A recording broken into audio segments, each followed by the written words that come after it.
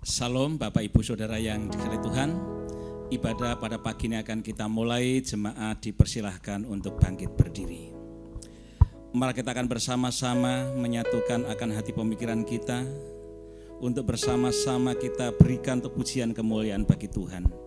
Dan kita akan menyatukan pengakuan kita di hadapan Tuhan bahwa pertolongan kita pada pagi yang indah ini datangnya dari pihak Allah yang telah menciptakan langit bumi beserta segala isinya. Allah yang setia, Allah yang tidak pernah meninggalkan karya perbuatannya, tetapi kekal untuk selama-lamanya. Turunlah atas kita sekalian kasih dan anugerah dari Allah Bapa kita di dalam Tuhan Yesus Kristus. Dan biarlah melalui penyertaan Roh Kudus-Nya kita boleh menikmati lawatannya sementara kita berbuat bakti kepadanya. Amin. Silahkan duduk kembali. Pagi jemaat yang dikasihi Tuhan, kita bersyukur pada pagi hari ini kita boleh kembali hadir di dalam hadirat Tuhan. Kita bersyukur karena kita mempunyai Allah yang baik, Allah yang memilih kita, Allah yang telah menerima kita apa adanya.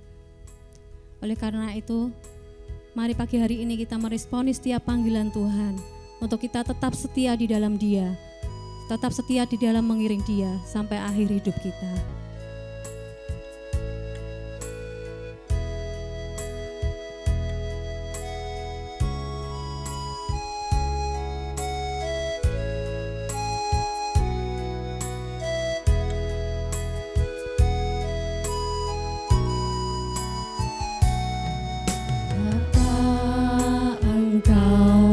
Mengenalku lebih dari siapapun, Engkau tahu ceritaku dan isi hatiku.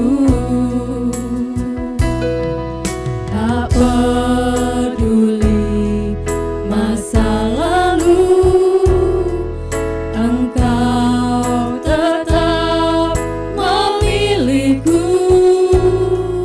Ubahkanku, sempurnakan, jadi karya yang indah. Kini aku percaya, Kini aku percaya, tiada yang mustahil bagimu. Ku ingkamu, kuasamu, dasarku berharap. Kini aku berserah pada rancangan-Mu bagiku. Ku ikuti panggilan-Mu, ku kan setia sampai akhir hidupku.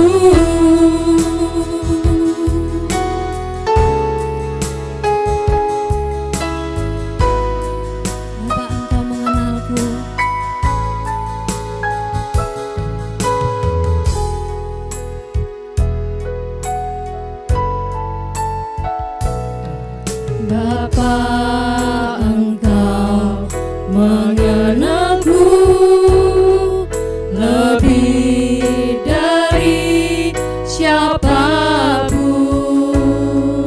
Engkau tahu ceritaku dan isi hatiku. Tak peduli masa lalu, Engkau tetap memilihku. Ubahkanku, sempurnakan, jadi karya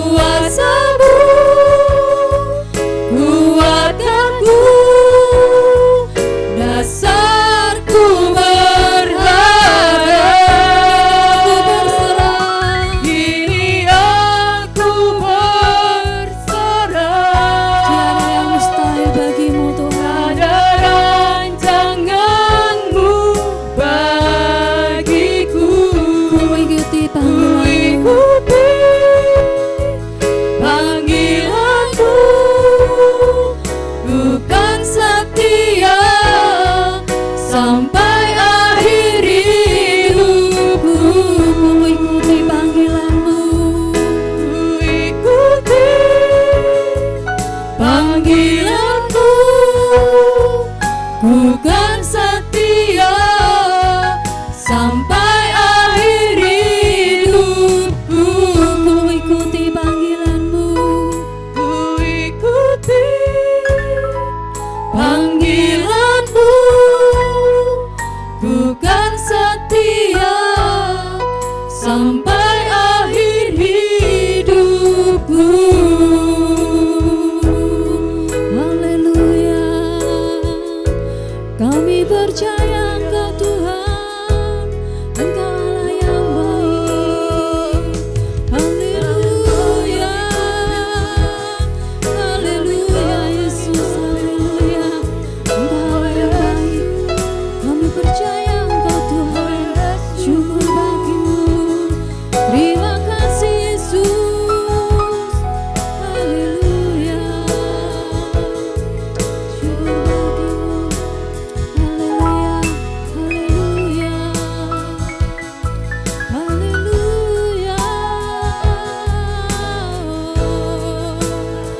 Terima kasih Yesus, kami sembah Engkau Tuhan, kami sembah Engkau Yesus. Haleluya, haleluya, haleluya. Kami bersyukur Tuhan atas kebaikan-Mu bagi kami. Kami bersyukur Tuhan atas kasih-Mu yang melimpah bagi kami Tuhan. Engkau tahu setiap hati kami. Engkau tahu setiap masa lalu kami Tuhan. Saat ini kami datang kepadamu Tuhan, menyerahkan hati kami, menyerahkan hidup kami sepenuhnya kepadamu Tuhan. Haleluya Yesus, haleluya. Kami bersyukur Tuhan, saat ini kami mau menaikkan pujian bagimu Tuhan. Haleluya Yesus, haleluya, amin.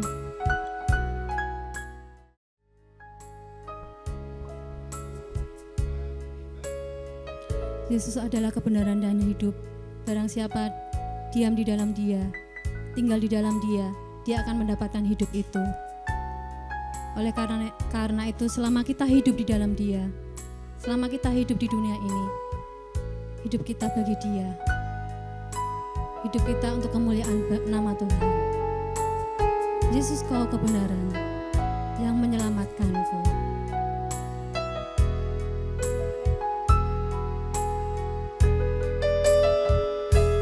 Yesus, Kau kebenaran yang menyelamatkanku. Kau memberikanku hidup dan pengharapan.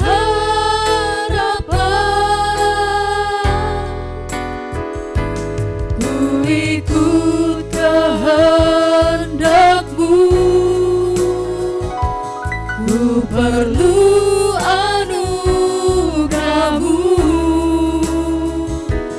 Ku nyatakan janji-Ku kepadamu.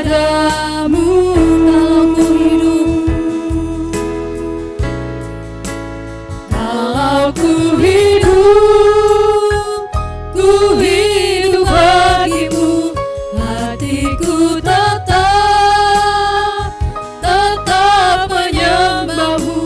Dunia tak bisa menjauhkanku dari kasih-Mu. Selama ku hidup bagimu. Mataku tetap memandang-Mu. Dunia tak bisa menjauhkanku dari kasih-Mu. Yesus, Kau kebenaran. Yesus, Kau kebenaran yang yang menyelamatkanku. Kau memberikanku hidup dan pengharapan.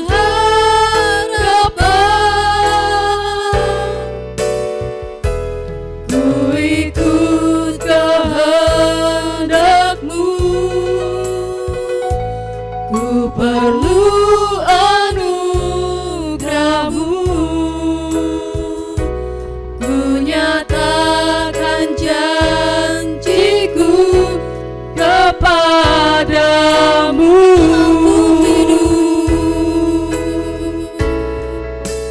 Kalau ku hidup bagimu, hatiku tetap menyembah-Mu. Dunia tak bisa menjauhkanku dari kasih-Mu. Selama ku hidup bagimu, mataku tetap memandang-Mu. Dunia tak bisa menjauhkanku dari kasih-Mu. Kalau ku hidup bagimu, hatiku tetap menyembah-Mu. Dunia tak bisa menjauhkanku dari kasih-Mu. Selama ku hidup bagimu, mataku tetap memandang-Mu. Dunia tak bisa menjauhkanku dari kasih-Mu. Dunia tak bisa menjauhkanku dari kasih-Mu. Dunia tak bisa menjauhkanku dari kasih-Mu.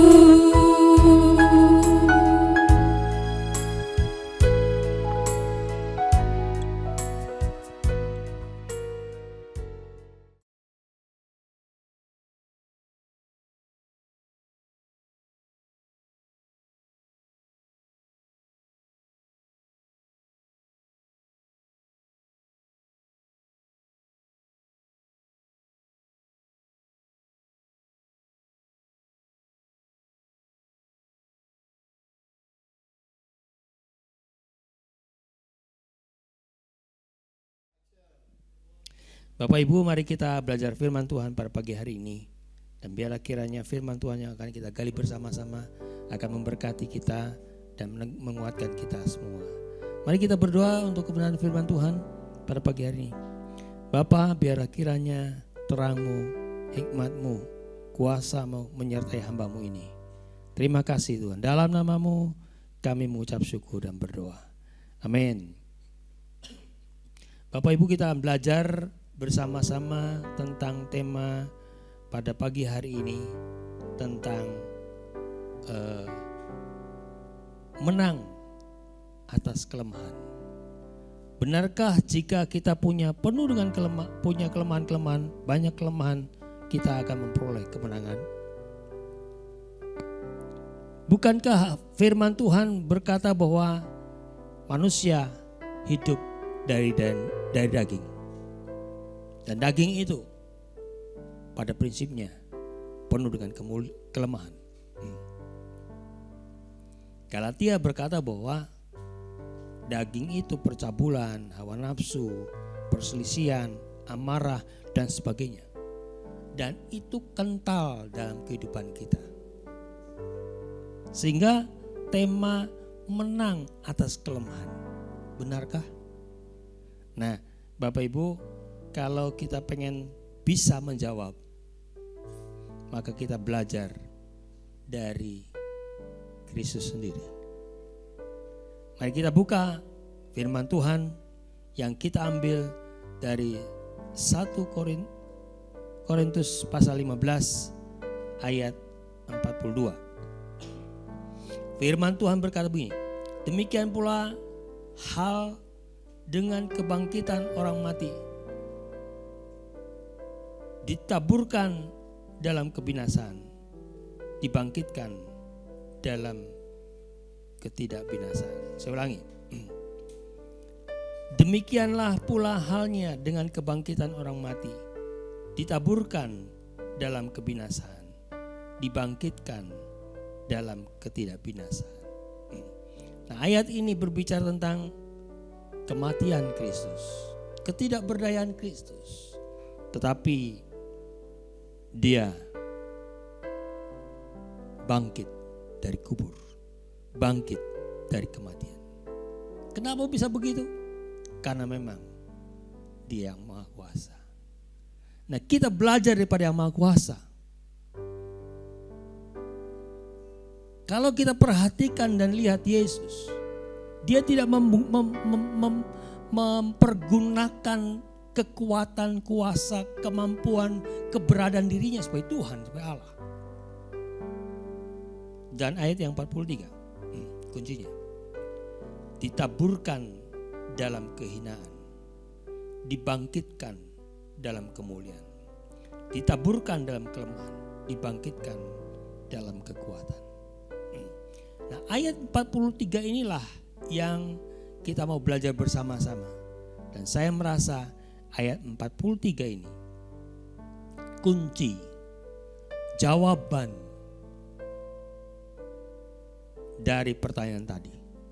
Benarkah kita manusia yang lemah, penuh dengan kelemahan, bisa menang atas kelemahan?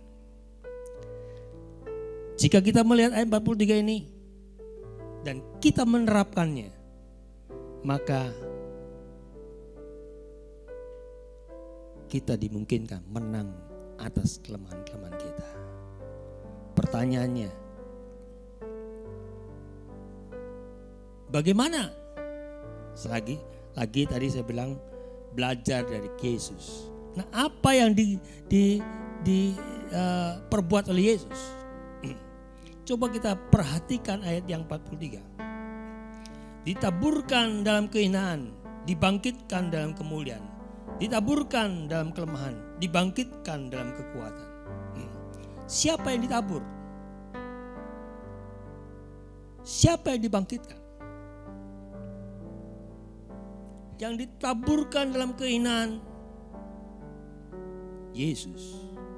Padahal sesungguhnya Dia adalah Allah Sang Pencipta yang penuh kemuliaan. Tapi Dia berkenan ditabur dalam kehinaan dan kelemahan. Apa pelajaran di dalam hal ini? Saya yakin Tuhan melakukan ini bukan sekedar mengerjakan dan melakukan biasa saja. Tapi saya percaya Tuhan punya maksud dan kehendak bahwa di dalam kelemahan, di dalam kehinaan, jika kita melaluinya dengan rela, dengan hati, dan bukan melakukannya dengan segala sesuatu yang bersalah, melakukan dengan memang sengaja kita melakukan kehinaan, melakukan sesuatu yang jahat. Yesus tidak layak dihina, tidak layak hidup dalam kehinaan, tapi Dia menjalani.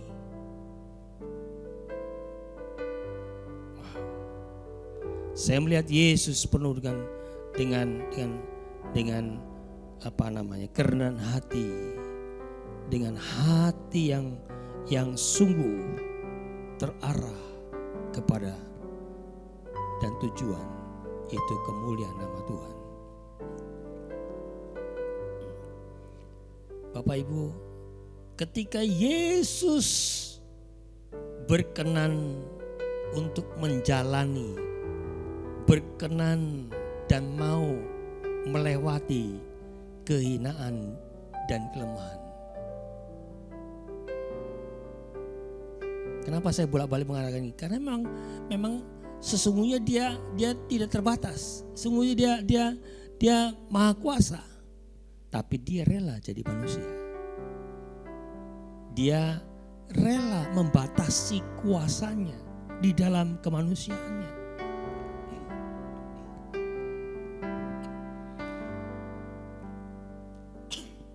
Nah, Bapak Ibu, dalam hal ini kita belajar dari Yesus itu dari hati yang relanya ini.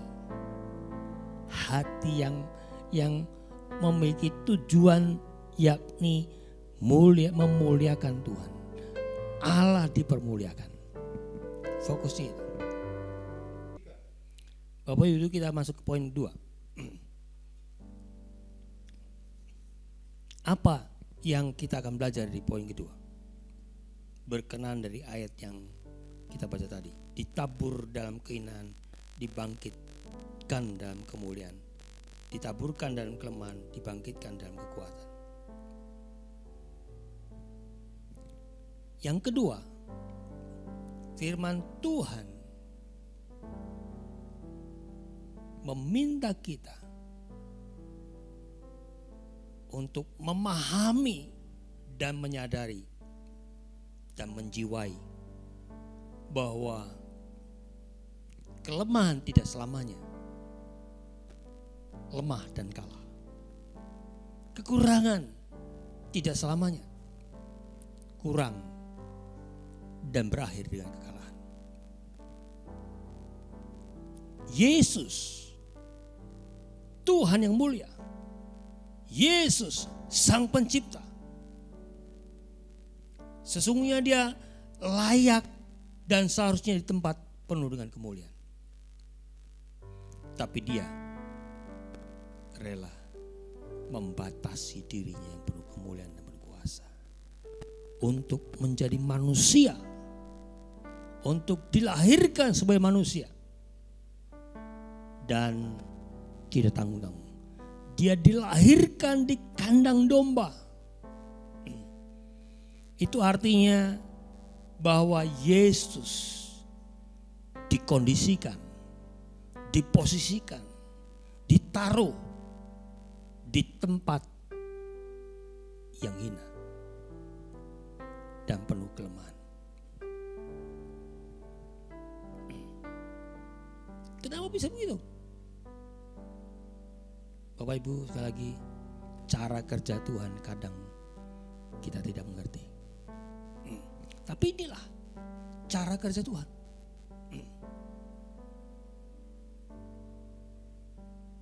Dan yang dijalani oleh Yesus itu berakhir dengan kemuliaan. Saya membayangkan kalau seandainya dia tidak mati di kayu salib. Saya membayangkan kalau dia tidak membiarkan dirinya menjadi hina dan dia tidak mati di kayu salib. Saya tidak bisa membayangkan bagaimana nasib kita, bagaimana akhir hidup kita. Tidak ada kata lain. Jika Yesus tidak melakukan hal itu, maka kita akan berujung di tempat di mana murka, gertak gigi ada. Dalam hal ini juga kita bisa belajar dari kisah Yusuf.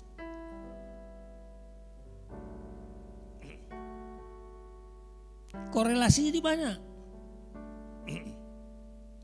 Bapak Ibu, Yusuf memang dia manusia biasa. Tapi coba kalau kita lihat, baca bagaimana dia diperlakukan oleh saudara-saudaranya. Bagaimana ditindas dia oleh kakak-kakaknya.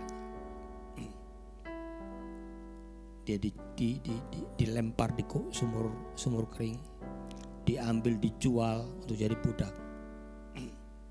Sampai di Mesir, sampai ke tangan Potifar. Tidak cukup. Apa yang terjadi? Dia difitnah, akan memperkosa istri Potifar. Siapa yang memfitnah? Istri Potifar sendiri, istri bosnya sendiri. Akhirnya berujung di mana? Di penjara.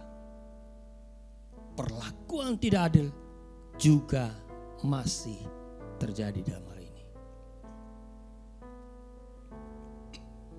Setelah dia dalam penjara,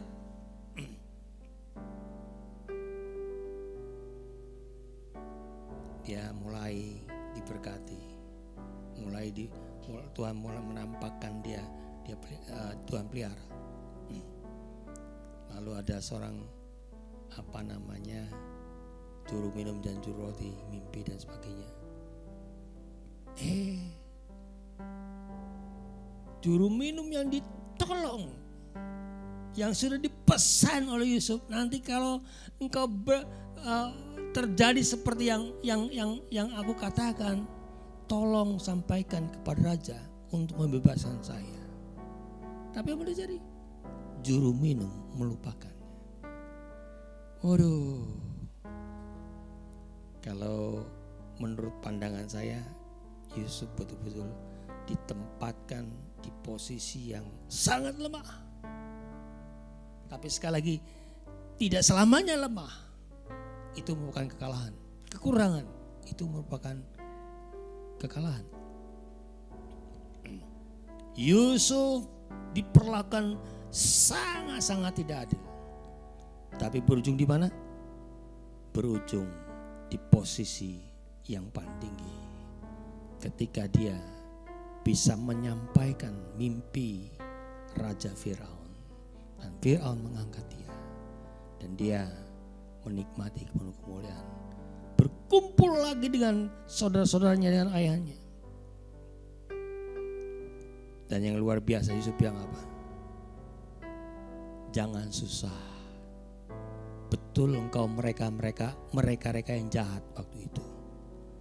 Tapi Tuhan itu sungguhnya mempersiapkan aku untuk memelihara bangsa yang besar ini. Nah Bapak Ibu, saya pagi hari ini hanya menyampaikan 2 poin. 2 poin tentang ditabur dalam kehinaan, dibangkitkan dalam kemuliaan. Kita belajar dari tokoh sentral kita, itu Yesus. Dia Tuhan yang penuh kemuliaan, tapi dia berkenan menjalani, melakukan, dan dia tahu apa yang dia jalani dan lakukan itu untuk kemuliaan nama Tuhan, untuk bisa mengangkat umat manusia yang seharusnya kena api murka Tuhan. Kalau Yesus tidak mati, kalau Yesus tidak hina, kalau Yesus tidak menderita, rasa-rasanya tidak mungkin ada kemuliaan buat kita. Tapi karena Kristus mati, Kristus menderita, kita beroleh pengampunan. Lihat dan belajar dari Yesus, dan kita juga belajar dari Yusuf. Sekali lagi Bapak Ibu, pada pagi hari ini, jangan menjadi kecil dan takut bahwa kita dalam posisi yang lemah, posisi yang hina, Yang penting hina dan lemah itu bukan karena perbuatan kita. Bukan yang sengaja kita lakukan. Tapi kita menjalani karena maunya Tuhan. Maka kita akan memperoleh kemuliaan.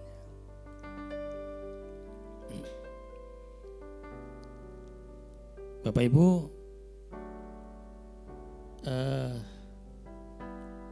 prinsip aksara Jawa itu menggambarkan ini. Huruf akan mati akan dipanggung. Mati ketika dipanggung. Orang yang jahatnya pol, kerasnya minta ampun. Ketika kita hadapi dengan kelemah lembutan, dengan kasih, dari yang keras tidak lagi jadi keras, dari yang jahat tidak lagi menjahati kita. Itulah yang dinamakan menang atas kelemahan. Menang atas kelemahan. Tidak mudah memang. Tidak mudah.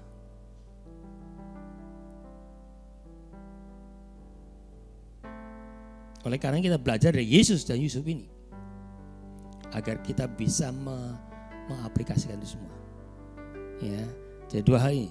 Belajar dari Yesus dan belajar dari Yusuf. Kita berdoa. Terima kasih Tuhan Yesus, biar kiranya firman Tuhan yang disampaikan pada pagi hari memberkati kami semua. Haleluya. Amin.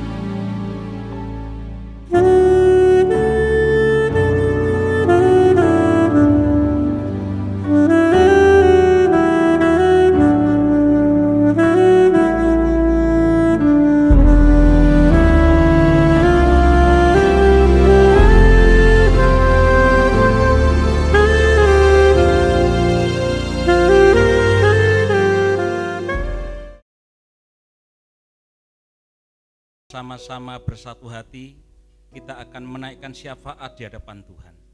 Mari kita berdoa. Bapa yang baik, Bapa yang mengasihi kami bersyukur kepadamu ya Tuhan atas firman-Mu yang Engkau telah berikan kepada kami, dan biarlah Engkau sendiri akan terus berbicara lebih jauh lagi. Engkau akan menyingkapkan rasa firman Tuhan buat setiap kami, sehingga kami sekalian tanpa terkecuali boleh menikmati berkat-berkat Tuhan. Demikian juga pada saatnya Tuhan, kami terus berdoa untuk kelangsungan pekerjaan-Mu. Walaupun kami masih ibadah live streaming, demikian juga di dalam persekutuan melalui Google Meet. Dan biarlah ya Tuhan, Engkau akan berkarya lebih jauh, sehingga dengan demikian tanpa terkecuali kami juga boleh bertumbuh di dalam Tuhan.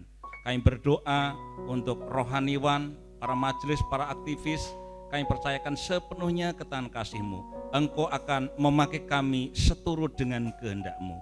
Demikian juga untuk segenap jemaat-Mu yang saat ini sakit. Biarlah ya Tuhan Kau akan nyatakan belas kasihan-Mu. Kau akan sembuhkan mereka. Yang susah Tuhan memberikan penghiburan.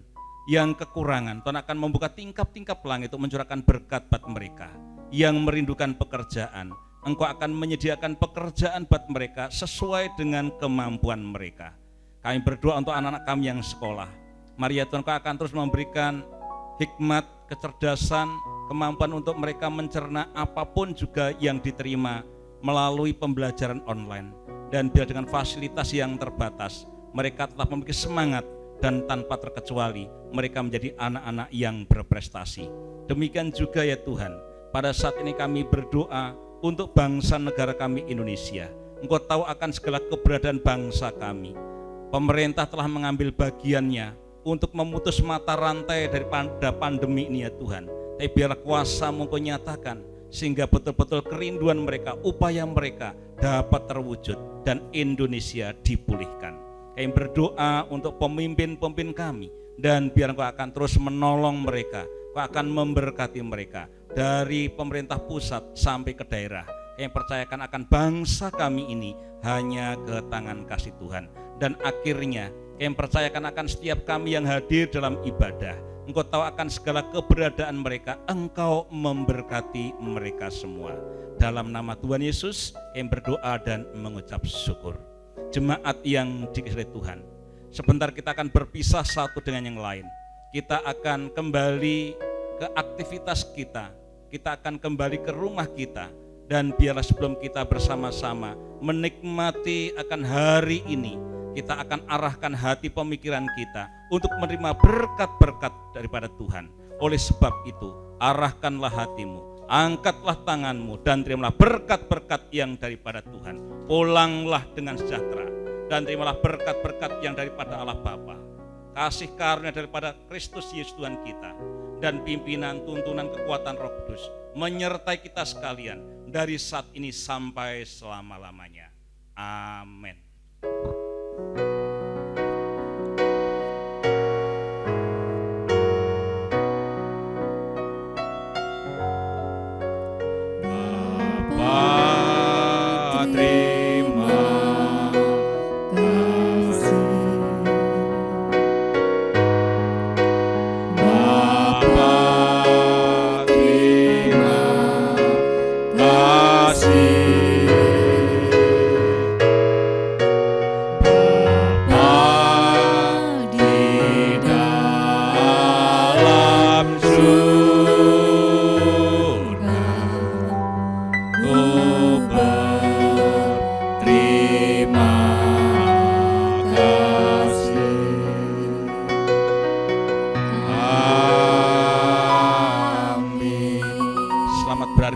Tuhan Yesus memberkati kita sekalian.